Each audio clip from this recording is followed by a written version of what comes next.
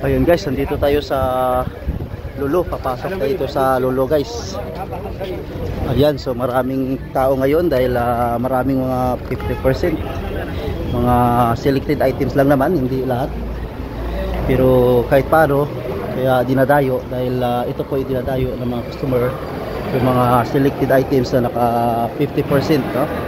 Kaya papasok tayo sa loob para makita natin yung mga ibang items, kung ano yung mga naka-offer.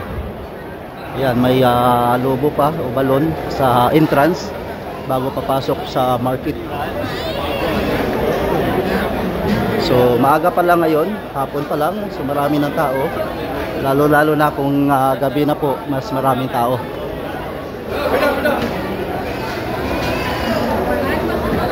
Ayan, so papasok na tayo dito sa entrance. So bali pala yung harapan dito sa Lulu, sa labas, ay yung mga bintahan ng mga gold, ginto. Para kung makapunta kayo dito, pwede kayong pumasok dito sa bilihan ng mga gold. Ayan, so maraming tao. Maraming mga tao na nakatambay sa labas at sa loob man. Dahil ngayon ay Friday, tapos maganda ang offer nila dito, kaya dinadayo po ang market na ito. Okay, so yan, so pasilip ko muna sa inyo yung mga bintahan ng gold dito sa loob.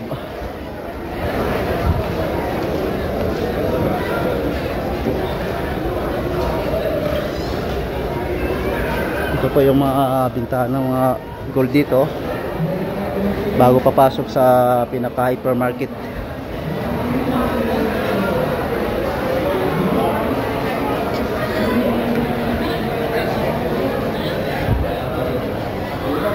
Kaya kapag gusto yung mamili ng gold, mayroon dito mga bilihan din ng gold.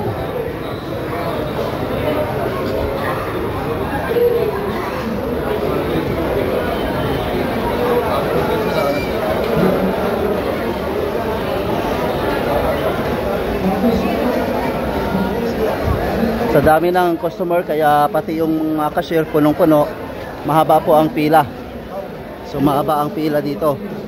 Pagkatapos mamimili, pag mag-final payment, so tiyagaan sa pagbayad sa mga counter dahil mahaba ang pila. So ito naman, yung nandito, ito po yung express line na kung saan ay kung meron tayong ATM, dito tayo magbabayad. Ayan. So ang allowed lang dito ay 10 items lang siya, oh. Kaya maging aware tayo pag pumipila, dapat tingnan natin kung ano yung pinagpipilahan natin, kung pangmaramihan ba na items o konti, kasi masasayang lang yung paghintay natin sa mahabang pila, tapos pagdating sa cashier sabihin pala hindi allowed dahil 10 pieces lang yung items, tapos isang trolley puno, mahigit 10 items ang binabayaran, kaya hindi po pwede. Kaya ayan, no? So tingnan nyo po kung magbayad kayo, paano yung pinagpipilahan yung counter, sa pangmaramihan ba o sa pang express counter lang ba ang pwedeng magbayad. Okay, yung mga pila dito napakahaba.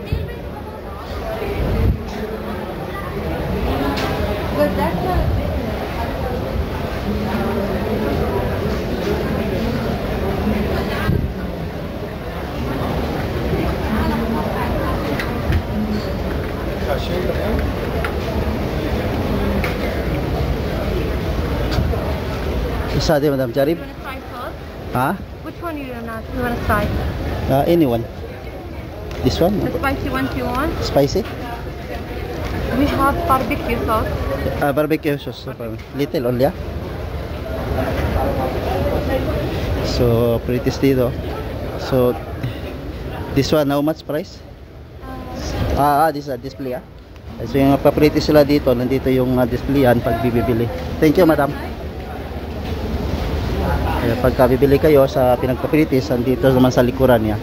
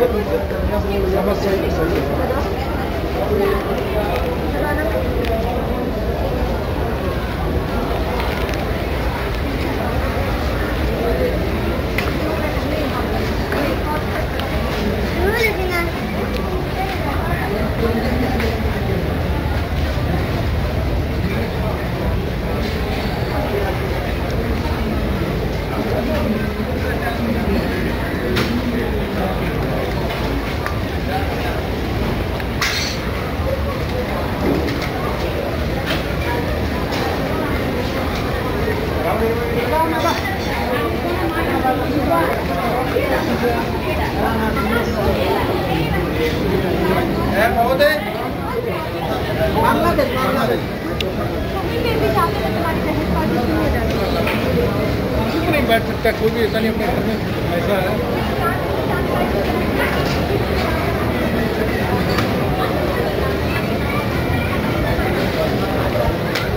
strawberry oh. Size na lang. Oh, shitty dating 15 real ang kilo. Yun 7 real na lang ang per kilo.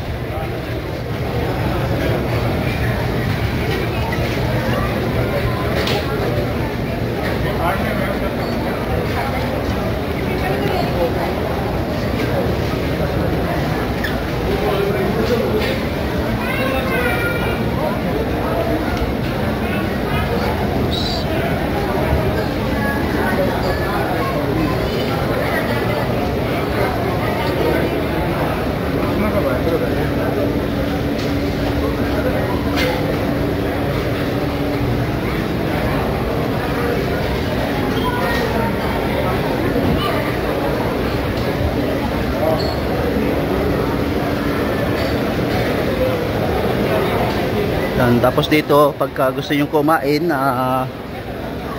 gusto yung bibili ng ready to eat, meron din dito. May pang pa Filipino food, Indian food, spicy or regular. Yan, may mga pagkain dito na mabibili.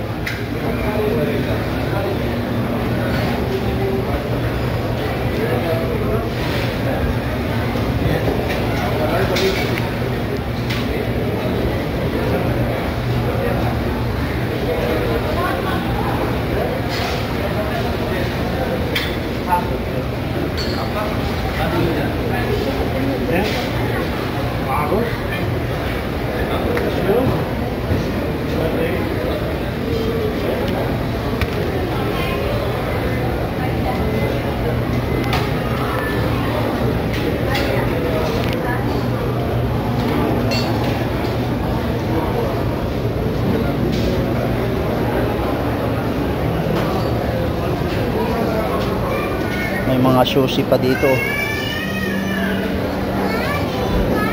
Ito yung mga bilihan ng mga sushi sa mga mahilig ng sushi.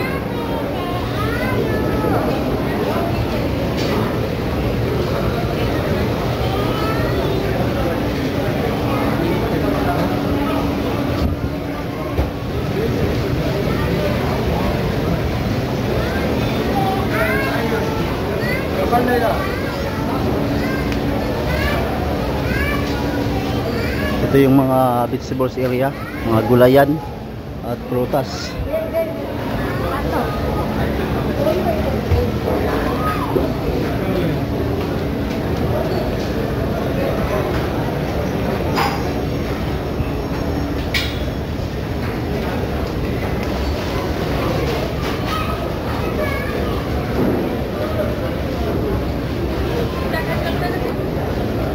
Andun yung sa unahan, yung bilihan ng mga isda. Ito naman yung mga karniyan.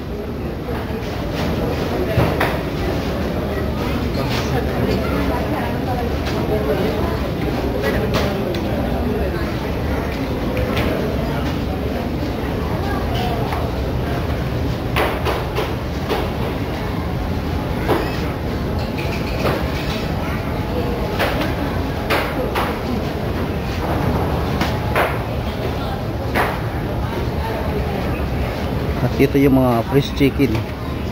Mga fresh chicken dito banda. Ito naman sa unahan yung mga nasa chiller, mga karton-karton na naka-frozen na chicken.